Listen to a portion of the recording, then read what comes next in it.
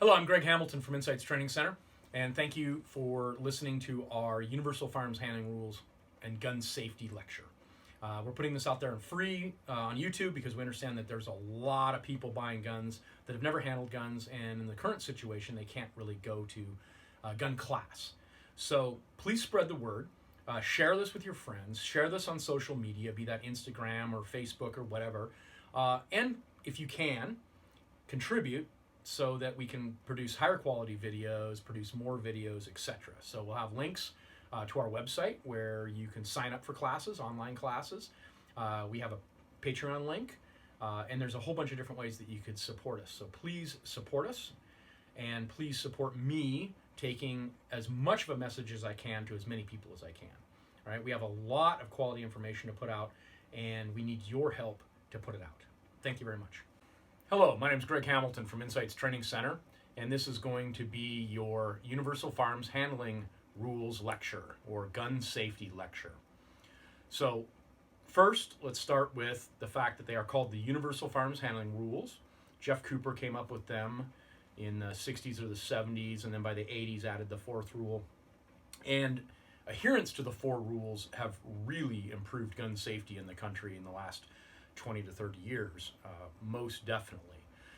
So there's only four rules, and they are universal. And what we mean by universal is they apply to all people, all places, all times, all guns, all situations. It doesn't matter whether you're a brand new gun user or you're on the LAPD SWAT team. If you violate one of the rules, you're going to have an accident. Now, the good thing about the rules, they are redundant. There's four rules, and if you violate one rule, you will have an accident, but that accident will be non-catastrophic. What that means is it'll be embarrassing, but it'll not do significant damage. It's not going to hurt another human being. Now, if you violate two rules simultaneously, then you have a catastrophic accident. That's a problem. So we've built this system to be redundant, and it's redundant because, not because we go, oh, well, there's four rules, and if I break one, it's not that big of a deal. So therefore, I only need to remember three. No, the reason we have four rules and we have redundancy is because we understand that as humans, we can make mistakes. And we don't want a single mistake to be catastrophic and have life-changing impact on our lives. So four rules, we're going to try to remember them always and apply them always. And they apply to all people. And it doesn't matter how good you are. If you start to think that the rules don't apply to you, then you fall into that too cool for school mentality, and you're exactly who's going to make a mistake. Brand new people make mistakes, and highly, highly experienced people make mistakes. Brand new people because they just plain don't know enough, they don't have enough exposure time, and highly experienced people because they get lackadaisical. And that is in all arenas, not just with guns. So universal firearms handling rules that are redundant so that we can make a single error and have it non-catastrophic. And so what else about the firearms rules? So has anybody ever heard of Mike Rowe, guy that does dirty jobs? And he has a phrase about safety. And if you think about, if you know the show at all, you know that he has a phrase that he says, safety third. And it's kind of a joke. And what does he mean by that, by safety third? Because we've all been told for a good 30 years, safety first. But safety first is actually kind of a lie. The safest way, if safety was first, the safest way to climb a mountain would be don't climb it. The safest way to drive your car would be don't drive it. The objective is first. The objective is first. Safety is an enabling objective. Safety is what allows us to accomplish the objective. But it's not the primary objective. If the primary objective was safety with guns, you would just never touch one in your life, and then you could never have an accident. But if you wish to touch a gun, if you wish to shoot guns, if you wish to own a gun for self-defense, then you have to accept the fact that safety is an enabler to allow you to be safe. So let's go over the four universal firearms handling rules. You can follow along with the document that we've linked.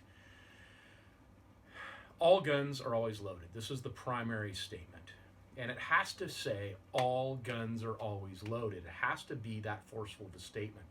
When you start to say treat all guns as if they're loaded or pretend the gun is loaded, that's just a weakness in your mindset, because you can always go back and say, well, I understand I'm treating it like it's loaded, but it's not, but I know it's not really loaded. I checked it.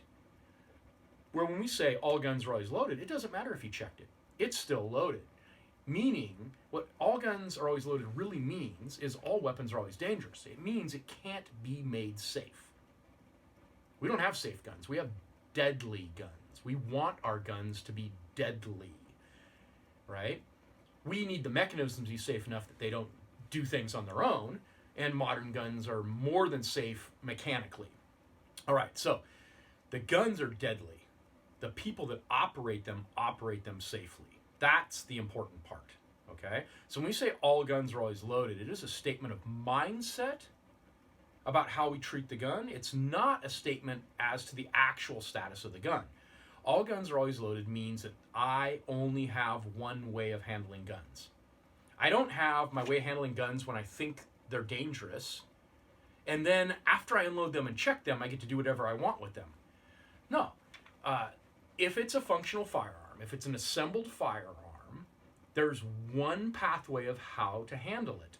And that's the all guns are always loaded way, the all weapons are always dangerous way. There's no getting around that. If you wish to do things that are unsafe with a gun, you need to have, like in training, you need to have various props, like a piece of plastic that's the shape of your gun, that you can do things with. I can point this all over the place and do things. I can do fighting with it with another person, and I can't do those things with a real gun, even if I've checked them. This happens over and over again all across the country. At least once a year, some police officer in some academy or in some training class gets shot by a real gun because they were using real guns, and real guns are deadly. That's all there is to it. There's no checking them. There's no unloading them and making them safe. There's no such thing as a safe gun. This is a safe gun, right? Because it's not a gun. That's the only way it's safe. We have one way of handling the weapons, all right? All guns are always loaded. Number 2, never point your gun at anything you're not willing to shoot. Now, probably if you've been around guns at all, if you've ever been to a gun shop or a gun show or just a buddy wanted to show you a gun, you've had a gun pointed at you, right? And if you didn't know, especially if you didn't know anything about guns, you were immediately uncomfortable. Well, even if you knew anything about guns, you were uncomfortable. But especially if you don't know anything about guns, you're highly uncomfortable already. And now this person waves this gun around. And probably in your life at some point you've said, hey, don't point that gun at me. And the first words out of their mouth are what? Oh, don't worry, it's not loaded. Okay? Well, we covered that already. All guns are always loaded. The proper response to someone pointing a gun at you, even if they say, oh, it's not loaded, is to say, mine is, stop pointing your gun at me. Right? You can get dead on accident just as easy as you can get dead on purpose. There's absolutely no excuse for anyone pointing a gun at another human being unless they're going to shoot them. Right? So, never point your gun at anything you're not willing to shoot. If you don't want to shoot yourself in the hand, if you don't want to shoot yourself in the leg, in the head, whatever it is, don't point your gun at them. It's that simple. All right? You hear this all the time in the news where somebody shoots somebody accidentally and everybody wants to know how it happened. Right? Or someone shot themselves accidentally, and how did it happen? Well, we know how it happened. It happened because someone pointed a gun at that spot, and then someone pressed the trigger. That's all there is to it, right? If somebody gets shoots themselves through the hand, they pointed the gun at their hand and they pressed the trigger. There's no getting around that. So it's not what happened. We know what happened. The why might be interesting. Why did this person point the gun at themselves? Why did they press the trigger? But what happened? What actually happened was someone pointed a gun in a direction they shouldn't have, and then they pressed the trigger and the gun discharged. The chance that gun went off without having the trigger press is slim to none. Okay? Guns almost never do that. I'm not going to say they have never had a negligent discharge where the gun just mechanically failed, but it's really, really, really unlikely.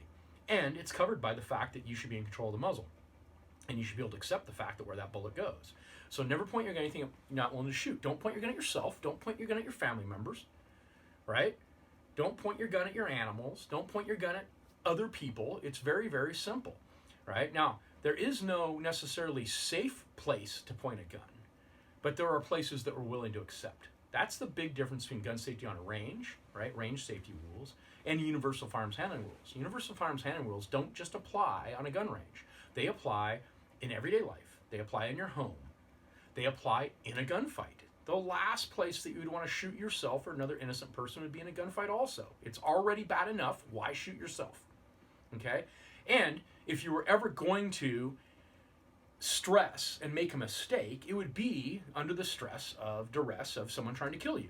So we need good gun handling skills so that we can successfully win gunfights and we can successfully live in life with our gun without shooting ourselves or anybody else. So keep your finger off the trigger, your sights on the target. That is the next one. We have to keep our finger off the trigger until our sights are on the target, meaning until we're going to shoot, then we finally put our finger on the trigger. Okay, so we need a home for our trigger finger, right? Which is up here along the side of the gun. It doesn't just mean off the trigger, okay? This is off the trigger. What we want is an indexed position, and the best overall index position is up high on the side of the gun. We don't just want to be here, it's too easy to slip in, and we don't want to be here on the trigger guard on most of your modern firearms. Most of our hands don't have long enough fingers that actually works. It needs to be up here. Now, why do we need our finger off the trigger? We need our finger off the trigger for a couple reasons. We have a thing called inner limb interaction, okay, or sympathetic muscle movement, and we have the startle reflex. The startle reflex is very common. Everybody has been startled before. And that doesn't mean by a loud noise. Someone whispering in your ear that you didn't know was behind you will startle you. Slipping will startle you, right? Being touched unexpectedly will startle you. All these things can invoke the human startle reflex. And what happens in our human startle reflex, we've all had it happen, is you clench up. Your limbs close up, your shoulders raise, your head comes down, your eyes probably close, and your hands close. And the average adult will exert about 50 pounds of grip strength when their hands close. That's more than enough to make a gun discharge if your finger is on the trigger.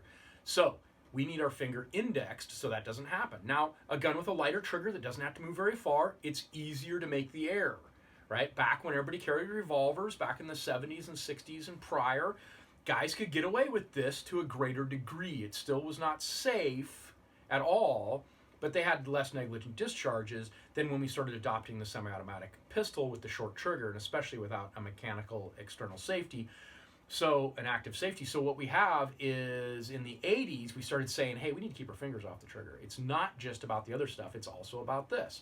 And since we've adopted this, we built the redundant system, and now people are very, very safe with firearms. So we need to keep the finger indexed because, one, startle reflex, and two, inner limb interaction. What inner limb interaction is under high degrees of stress, your body will start to move in mirror image. And you'll see this still many times a year where some police officer will have his gun and a bad guy will be standing there and he'll turn and run and he'll grab him by the collar and yank on him and shoot him right in the head. This still happens on occasion. I'm explaining it, not excusing it, right? If we had better muzzle control, if we kept our gun in a firm, ready position at all times, if we had good trigger finger control, these would happen a lot less often. They don't happen very often. Statistically, gun accidents are very uncommon, but some of them are very traumatic. Okay, keep your finger off trigger, sights are on the target. So we have all guns are always loaded. Never point your gun at anything you're not willing to shoot. Keep your finger off the trigger till sights are on the target. And then last, be sure of your target and what is behind and beyond your target. You need to know what you're shooting at, and you need to know what's behind it. So if you're at a gun range, you're probably shooting at a paper target. That's probably what is allowed on most ranges, paper or cardboard. And when you set it on your target holder from your shooting position, behind the target should be the backstop, whatever the backstop is at the range. You shouldn't be looking at your target and seeing the ceiling or the floor or the sky, if you're outdoors, or the ground. You should be seeing the backstop. And if you're not seeing the backstop behind your target, you should adjust your target or shooting position until you do, because that's the responsible thing to do, is keep bullets in the backstop where they're supposed to be. All right? Obviously, in some conditions, you can shoot like pieces of steel and things like this very safely, but in general, right, you're not going to shoot at just random things. You're not going to have random targets. Now, how does this apply to self-defense? Well, same thing. You need to know what you're shooting at. You have to have surety that the human being that you're shooting, that it's a justifiable shoot. You have to have some about identification. And you need to take into account what is behind them. That doesn't mean it needs to be safe behind them. The Universal Firearms Handling Rule does not say be sure of your target and have a safe backstop. That is a range rule. That is a normal gun safety rule that applies to a range that does not enable us to save our lives. You will never have a safe backstop, nor are you required to have a safe backstop. Your job during self-defense is to make a moral decision about conserving innocent life. How much danger is innocent life in if this person is not neutralized, and how much potential damage to innocent life will you cause by your application of force? And if your application of force is going to take more innocent life than it'll save, you're in the wrong. And this is very simple. We can just think of a situation like a guy 50 yards away with a machete, and he's swearing that he's going to come over and kill you with this machete, and right behind him is a school bus full of children all stacked up against the windows. This guy 50 yards away, we have to look at how much of a threat is he to my life. He's saying he's going to come get me with this machete. How much is a threat is he to my life at 50 yards? Well, he's not an imminent threat. He could become one at some point, but at this moment he's not. Then I have a difficult long shot for the average shooter, right, 50 yards. And then behind him I have a whole bunch of innocent people. So it would seem right off the bat that this would be very negligent to shoot this guy right now. I should try to, because it's not an imminent threat, I should try to manipulate the situation so that if I do have to shoot him, I have a safer backstop. I don't have a safe backstop, but I have a safer backstop. Because right now, if I shoot him, once again, he's not an imminent threat to me, and the chance of me wounding or killing an innocent person could be very high. Now, change that situation just a little bit. Now this guy is wearing a bomb vest, and he's yelling that he's going to blow himself up, and he's got those school kids behind him. Well, if you don't shoot, what's the loss of innocent life? Well, it could be all of them. If you do shoot, what's the loss of innocent life? We don't know. Could you shoot this guy and make him blow up anyway and kill everybody? Yes, in which case the situation is exactly the way it was. But if you were able to shoot and neutralize him, you could save a lot of innocent life. And in the process of neutralizing him, if you wounded or killed an innocent person, if he survived, he is the one that should be charged with felony homicide because he was the criminal actor, right? Your action, though it injured or took an innocent life, conserved the total amount of innocent life taken in this situation, right? Kind of like that shooting that took place in Colorado in the theaters. There was a lot of gun instructors saying that you don't have the ability to take that shot, that the average person shouldn't have engaged. And that's just completely incorrect. The average person absolutely should have engaged. Because we know if you don't engage an active shooter, he's going to keep murdering people. If you do engage an active shooter, he's probably going to stop murdering people. We know that. And even if you wounded or killed an innocent person in the process, the total amount of innocent life lost would have been less. Right? So these were people that definitely didn't understand either the morality or the legality of the situation. You are not expected to act perfectly. You're expected to act reasonably, given the totality of the situation. Okay, so let's go over this again. Universal firearms handling rules. All guns are always loaded. Never point your gun at anything you're not willing to shoot. Keep your finger off the trigger until your sights are on the target. Be sure your target and what is behind and beyond your target. All right, so those are the 4 rules. And then next we're going to talk about the 3 positions of the gun and how we implement those rules into our gun handling. All right, we're going to talk about the positions of the gun. It's important in a gun safety system that we have these universal firearms handling rules of all guns are always loaded, never point your gun at anything not willing to shoot, keep your finger off the trigger to your sights on the target, be sure your target was beyond your target. Those are important, but how do you apply them? What do those actually mean practically? Well, we need a handling system, and we need one handling system. We need the handling system that says guns are dangerous all the time. There's no such thing as safe guns. So what we're going to do is we're going to minimize the positions that we have the gun in, okay? And in fact, we're only basically going to have 3 positions. And when we say 3 positions, we mean the idea that we have a secured, an at the ready, and on the target. Now, what each of those looks like could be slightly different, but there's only 3 main areas that you can have the gun: secured, at the ready, on target. So let's talk about what we mean by secured. Secured means not reasonably accessible to unauthorized hands. Okay, so that is a little complicated, so let's break it down. If you have a gun in a gun safe, we would normally say that is not accessible to unauthorized hands. Okay, now, in the gun world, and especially in the legal world, you're going to get tired of the term reasonable because it's going to be attached to everything we say.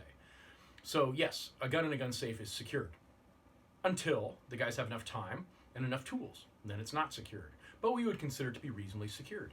A gun in my holster is also reasonably secured. I'm going to know if anybody tries to get it, and I'm going to have an opportunity to prevent them from doing that. And of course, if I'm concealed carried, there should be very little chance that anyone is grabbing at my gun because they shouldn't know I have it. Okay, so that would be an idea of secured. Now, if I'm in my bedroom, my gun's on my nightstand, my bedroom door's closed and locked, my house is closed and locked, that's a secured gun. There's no one that's going to ninja into my bedroom and then touch my gun any more than someone's going to touch my gun if I'm walking around on the street with a concealed firearm. Now I'm in my bedroom door's closed and locked, gun's on the nightstand, my spouse is in my bed with me. My spouse is allowed to touch guns. Well, if my spouse is allowed to touch guns, then it's still a secured firearm. Now, if I have a spouse that is not safe with guns, that can't be trusted with firearms, that gun would not be secured, right? If my bedroom door was unlocked and I have other people in the house, children or otherwise, that can't be trusted with guns, then that gun is not secure, okay? So, a gun hidden on the top shelf, is that secure? Well, no. Not if there's anybody in your house that's not authorized to touch guns, right? And the status of who enters and exits our home changes rapidly. I've lived in situations when I was younger where everyone in the house was allowed to touch guns. There were guns all over the place. We got away with it. It probably still wasn't the greatest idea. Now, luckily, anybody that came over was a responsible enough person that even if they knew they weren't allowed to touch, even if they weren't responsible touching guns, they were responsible enough to know not to touch them, right? So it worked, but it still wasn't really the best system. The better system would have been keep the gun on you or keep it locked in some manner. Now, once again, if I'm in my bedroom, I'm not going to probably have it in a locked box because the people in my bedroom are allowed to touch guns and my house is secured. And once again, nobody's going to just ninja into my closed bedroom and touch my gun. So I'm not going to lock it in a box personally in my bedroom. Now, I am going to do something like keep it in the holster. So when it's off of me, it's still in the holster, meaning the trigger guard is covered. We talked about keep your finger off the trigger earlier. I personally want 2 steps to be able to access the gun. I don't want to be able to touch a gun and touch a trigger, especially if I'm not fully conscious, okay? So in that case, it would be in the holster. Or we'll talk later about a gun pack, a little fanny pack or something like that. That's an excellent way to store your gun at night because it takes you a couple seconds to get to the gun. And that fanny pack has other advantages of that everything is co-located so that you could grab it and move very quickly. Talk about that later. So secured, okay? Then, well, let's back up. Why do we carry a gun? This is a question. People think, well, they carry a gun because you think you might need to use it. Well, when you drove last time, you didn't put your seatbelt on because you thought you would be in a car wreck. You put your seatbelt on because you weren't planning on being in a car wreck. If you were planning on wrecking a car, you would not go, one. Or if you were going to wreck a car on purpose, you would do what people that drive cars and wreck them on purpose do. You would have a harness, you would have a helmet, you would have a roll cage, you would have window nets, all these various things that if you're going to smash a car on purpose, you don't just put a seatbelt on. A seatbelt is for when you don't think you're going to get in a wreck. Well, you carry a handgun because you don't think you're going to be in a gunfight. We concealed carry handguns because we don't think we're going to need them. Because if we thought we were going to need a gun, what would we have done? Well, same as the car. We would have, 1, not been there. Or 2, we would have grabbed our rifle and invited a bunch of friends, right? We would not go purposefully to this confrontation with our concealed carry handgun, right? Not if we could help it. So we're carrying a gun because we're not expecting trouble and we're not expecting to use it. We're just giving ourselves an option and giving ourselves an insurance policy, just like that seatbelt in that car. Okay? So now we're carrying a gun because we don't think we're going to need one. If you think you're going to need a gun, well then you should put it in your hand And we call that the ready position. And the general ready position that you should memorize first is just nothing but the gun pulled in close to you, both hands on the gun, and if you're on a range, gun pointed straight down range, right? And that's the position we're going to start working from, is gun just pointed straight forward, finger off the trigger, full firing grip, and of course we'll talk later about what that grip looks like, but just holding the gun so that you're not messing with the mechanism and so you can shoot the gun properly. Gun in close to you, not so close it pulls your hands apart, but in close to you and pointed down range. Now, later we may decide that we need to point the gun at the floor, point the gun at the ceiling, or something like that, because we've decided that that is the best place to point the gun. But when we're initially learning, we're going to have the gun pointed straight down range because it reduces the variables and makes learning much, much faster. So that is our basic ready position for the pistol, is just taking from this position and coming to here. And this is where the gun stays, with our finger off the trigger until we have decided to shoot the gun. So this is, I think I may need a gun. If you're positive you need a gun, where does it go? Well, aimed in, sights on the target, finger on the trigger. If you're not willing to put your finger on the trigger and aim, then your gun should be at the ready position, because we should never point a gun at anything you're not willing to shoot. If I'm willing to shoot it, and I put my gun on it, I should be shooting it. This is one area that I think police are still generally getting wrong, is they talk to a lot of people with their guns on them. They have their finger off the trigger, but they're pointing their gun at them. So they've lost one step of redundancy out of their gun handling system, their universal firearms handling rules. They don't have the redundancy anymore. Any mistake and that gun goes off.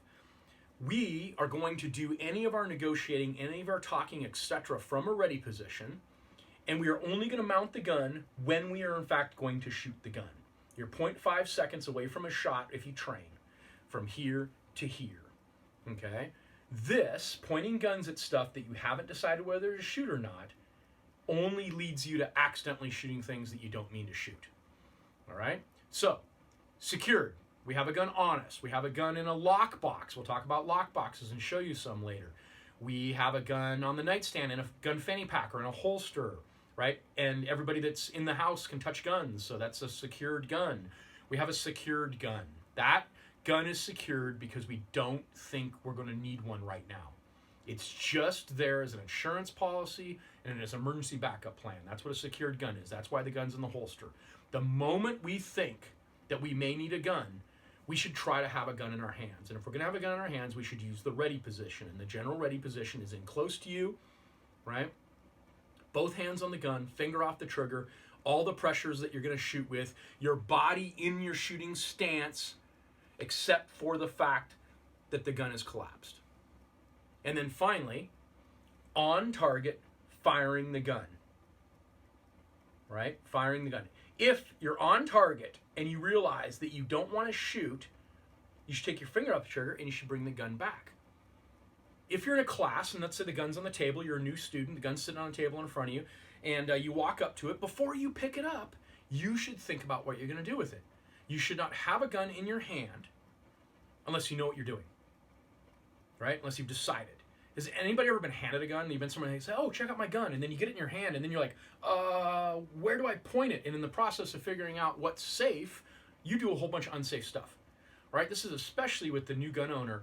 Handguns are really wiggly and it's really easy to point them all over the place, and so we don't want to touch them until we have a plan, right? If you don't touch a gun, you can't accidentally shoot a gun.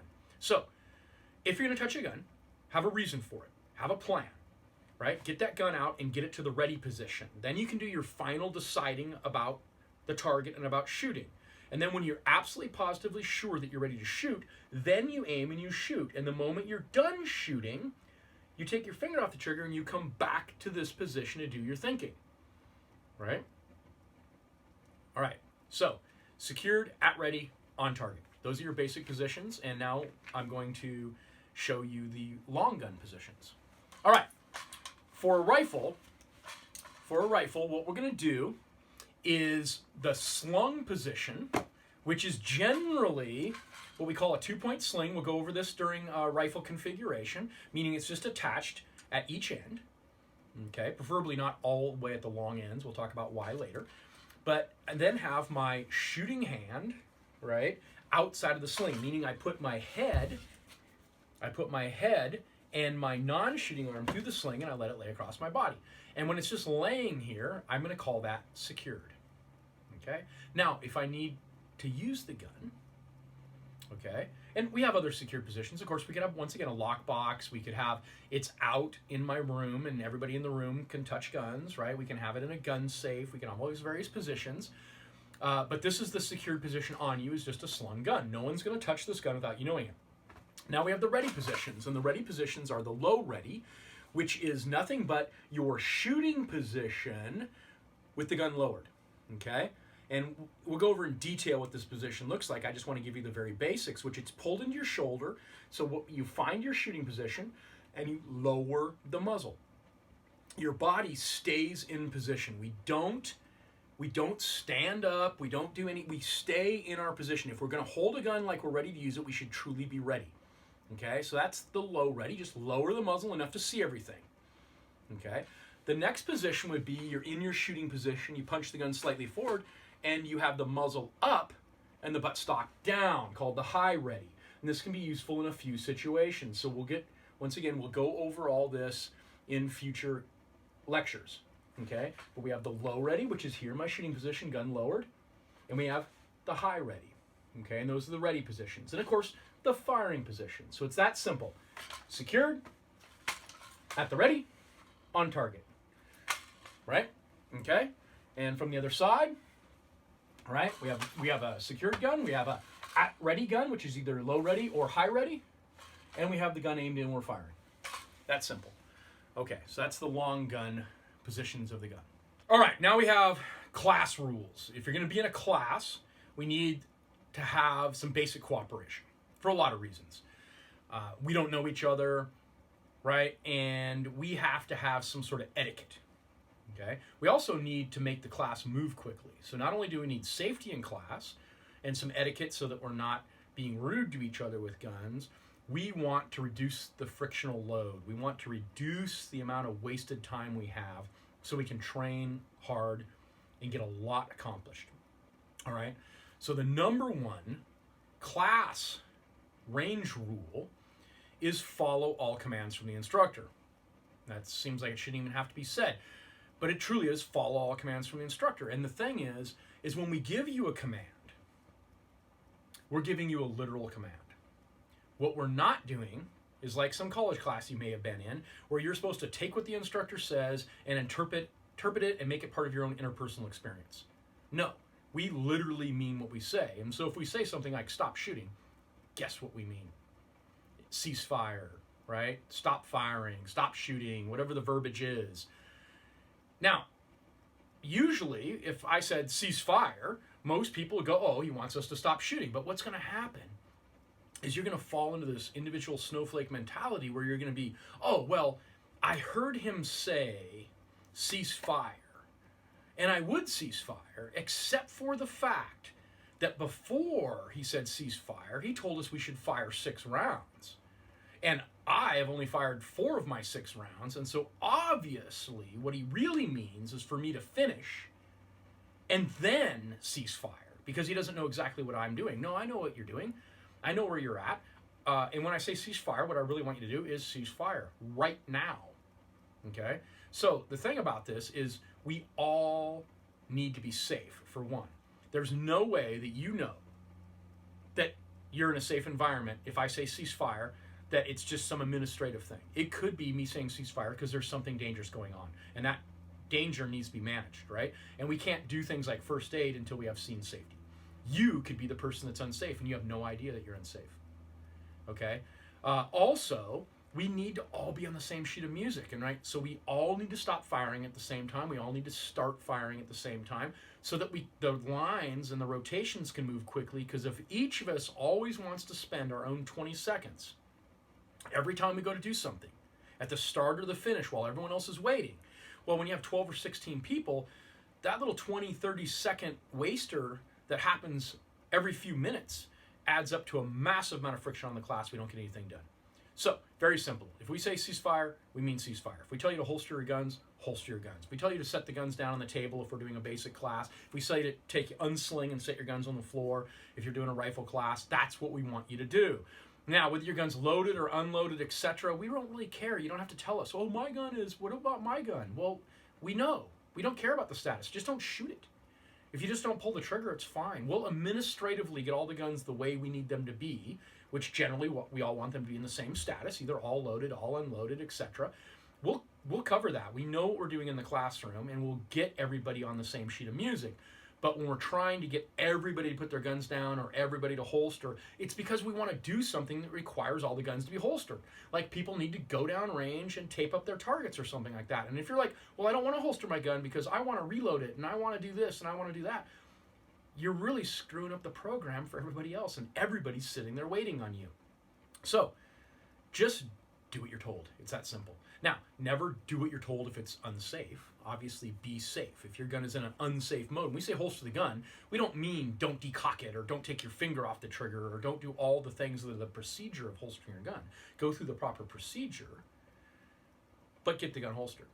All right, so no handling of firearms behind the line or while anyone's in front of the line. It's very, very simple. You could be behind me and safely handle a gun. I'm not going to debate that you could be back there and not point a gun at me or anyone else, but I don't know that. All I know is that you're handling a gun behind me, and we don't know each other. We don't have that level of trust. We're not in some unit where we have a high degree of trust and we know that people are safe with guns. Since we don't know each other, we need some gun etiquette, and some very basic gun etiquette is don't mess with your gun behind people because it's really rude, okay? Because they can hear you messing with it, and they have no idea where you're pointing it. And they're up here on the line shooting their gun. And so now they're all nervous about, oh, do I holster my gun? Do I turn around and look? And it just creates this unsafe environment completely. So no handling firearms behind the line. If you have your gun in a bag and you want to get it out of the bag, you need to bring your bag to the line, okay? You need to not be back there pulling your gun out of the bag. You need to bring the bag to the line. You need to handle the gun while pointed down range. So if you go to open your gun case and your gun's pointed the wrong way, you would spin the case around so that it's pointed the right way, and you take that gun out, put it on, etc., put that gun in that holster, do all the things you need to do, and then we'll take that gun case and we'll get it off the line because we want to keep the line clear, right? But we're not going to swap guns out back there. We're not going to take guns out of holsters back there. We're not going to take guns off back there. We're going to use the firing line as our control point, right? And we're going to have a downrange area, and we're only going to handle guns when the downrange area is clear. So that's another thing.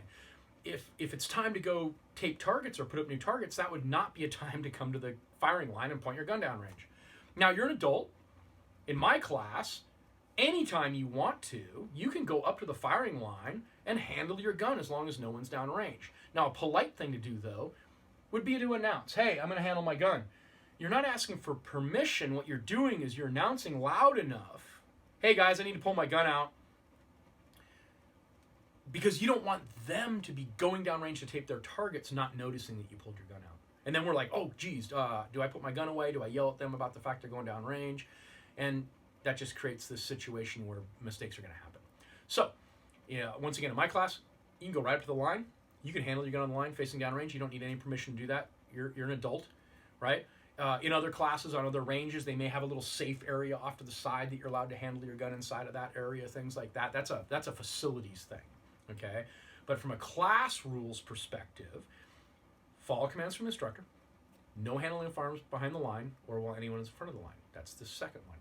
The third one, don't break the 180-degree plane with the muzzle, right? We can't turn around with guns in our hands in a class. It's rude. In fact, you don't even get 180 degrees because people are standing to the left and right of you. Now, in higher level classes, the line's going to be pretty flexible, but we're going to start with this basic line here until we all can trust each other. Okay, and so we really get about 90 degrees out here that you can wiggle your gun in. And as you get better and better, we give you less wiggle room, because eventually you're going to need to be able to thread the needle between people downrange in real life. I'm not saying in a class, but in real life, there's going to be people down there. There is no firing line. There's no safe zone. There's no backstop, right? The real life is a 360-degree range. And so when we're starting, we have the control measure of the line, And we need to keep our gun muzzle in that kind of 90 degree, 45 degrees off the target line where, aim straight forward. We get a little bit of wiggle room with our muzzle while we're handling our gun, but we don't get it all turned sideways. We don't turn around to talk to people, right? Things like that. We keep our gun pointed down range, and when we want to turn around or we want to talk to people or we want to hear a coach talk to us, we can get our hands clear and look at them. Or what we prefer in class is the coach is back here like a guardian angel. You're focused here down range and you're just hearing them give you advice. There's no eye contact. If you have the gun in your hand, you should be focused on the fact you have a gun in the hand and just listening, just using your ears, not your eyes, to communicate. All right. So don't break the 180 plane with the muzzle. Very simple. We got this narrow area, and as you go to classes more and more, we're going to narrow that up until you're extremely precise with where your muzzle is at all times, so that you can be in a real threat environment with innocent people downrange and not be negligent with your gun around them. Okay. All right. Last, safety is everyone's responsibility. Everyone is a range safety, and everyone should call a ceasefire if they see an unsafe act. And so, if you come to one of my classes, I'm going to swear you in. You're going to swear in that you are a range safety and that if you see an unsafe act, you will call a ceasefire. Now, you don't have to remember the word ceasefire. You can just yell, stop shooting. You can just scream really loudly, whatever comes out. We'll all understand that we should be stopping shooting if somebody yells. The point being, you are your first line of defense. There is no way I or anyone else can actually keep you safe in a gun class. It's impossible. I could have a coach on every single person, standing there focused with the reflexes of like some Major League Baseball player catcher, and you could still wiggle your gun and shoot it that fast, and there's no way he could stop you. The only way that we can have safety around guns is if every single person is invested in gun safety. Not only do we have coaches and safeties on the line, and an overall instructor and procedures, but the shooters themselves are invested in the universal firearms handling rules, and invested in the positions of the gun, and invested in following the class rules and following the facilities rules. And so if you see something unsafe, and it is happening right now, don't think it's someone else's responsibility to say something. You need to say something right then, right? So I managed the indoor range a long, long time ago, and guys would come in back to the range master booth, and they'd be like, hey, I'm in booth 17, and there's a guy in booth 13, but he keeps backing out of his booth with his gun in his hand and pointing it around, messing with his gun and, pointing it at me. And I say, oh, great. Okay, did you tell him not to do that? Well, he said, no, I thought I'd come tell you. Okay, well, yes. After a thing has been unsafe, you should come tell a person that is responsible for confronting people, right? A range officer, a coach in a class, the safety in a class, right? The instructor. But while it's happening, who's responsible for your safety? You. Right? So we tend to put ourselves in these hierarchical environments, like, you're going on a mountain climbing trip or a rafting trip or whatever you're doing, and there's this guy in charge, and we then give up all of our agency to this person. And that's not what we should be doing, okay? We should have some trust in them. We should be listening to them. We should be following their procedures, but we also have to be highly invested in our own safety. So if you see something unsafe happening, say, hey, whoa, watch your muzzle there. Get your gun pointed downrange. Finger off trigger. Or put your gun in your holster. Or, hey, don't mess with your gun back here behind the line. You are going to do that because we're all going to help each other, because everyone can make a mistake. Everyone can lose track of what's going on and do something wrong. It doesn't matter what level they're at. It doesn't matter whether it's the instructor, right? If the instructor does something unsafe, probably, hey, whoa, watch your muzzle, right? Now, after the unsafe thing has happened, if you weren't able to intervene, you saw something unsafe happen, but you were distance away, or you didn't react quick enough, or it was a very fast act, you don't have to be the person that goes up to that person and talks to them, right? If you don't want to confront them, you don't have to do that. Go to somebody in charge, once again, a safety coach, instructor, a range officer, etc., and say, hey, this is what happened. I'm not comfortable telling them, but I thought you should know so that you can tell them that they were doing this unsafe thing. That's completely acceptable. Okay, so we have the universal firearms handling rules. All guns are always loaded. Never point your gun anything you're not willing to shoot. Keep your finger off trigger. Your sights on the target. Be sure your target was behind and beyond your target. Right? We had positions of the gun, secured, at ready, on target, and then we have the class rules, which are follow commands from the instructor, no handling of firearms behind the line or while anyone is in front of the line, right? Don't break the 180-degree plane with your muzzle. Safety is everyone's responsibility. Anyone can and should call a ceasefire if they see an unsafe act. Then the very last thing we have are facilities rules. So the individual range that you're on is going to have safety rules and parameters and the way they want things done. Even if you go shooting in the woods, you have some gravel pit you go to, you should establish what are the facilities rules, right? Where's the range fan? Where's the safety area? Where do we handle guns? How do we conduct ourselves, right? Especially if other people are showing up, if it's the public, right? Then you negotiate what those facilities rules are so that we can keep all of us safe, okay? And so the facilities rules are beyond the scope of this because each facility is going to be different. All right, that is your universal firearms handling rules, right? Positions of the gun, classroom rules, facilities rules, lecture. I hope you learned a lot. Hello, I'm Greg Hamilton from Insights Training Center, and thank you for listening to our Universal Firearms Handling Rules and Gun Safety Lecture. We're putting this out there in free on YouTube because we understand that there's a lot of people buying guns that have never handled guns, and in the current situation, they can't really go to gun class. So please spread the word. Share this with your friends. Share this on social media, be that Instagram or Facebook or whatever. And if you can, contribute so that we can produce higher quality videos, produce more videos, etc. So we'll have links to our website where you can sign up for classes, online classes. We have a Patreon link, and there's a whole bunch of different ways that you could support us. So please support us, and please support me taking as much of a message as I can to as many people as I can. All right, we have a lot of quality information to put out, and we need your help to put it out. Thank you very much.